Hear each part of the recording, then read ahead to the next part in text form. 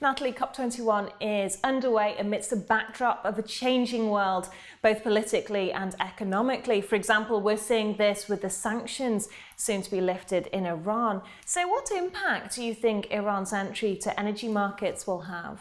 Well, I think what's going to happen with the oil price in particular, there's always a lot of imponderables in that. It depends on geopolitics, particularly in the Middle East. Instability, of course, always tends to have an impact.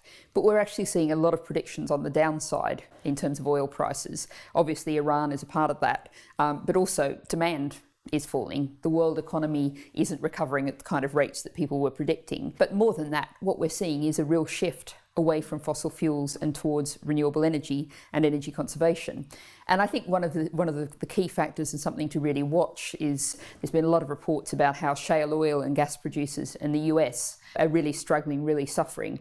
And some economists are suggesting that this is really a one giant Ponzi scheme, because what happens with fracking wells is production falls off very, very fast.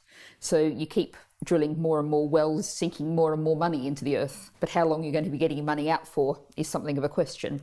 And of course, that's, from the British context, very fascinating to watch, given that this government, the British government, is pursuing what I describe as their fracking fantasy, seeing this as some kind of energy future for Britain, when most of the experts I meet don't see fracking, is producing, even those who are pro-fracking, don't see it as producing a significant part of our energy needs.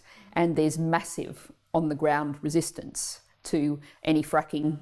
Any communities that are threatened with it really come out and get up in arms very quickly.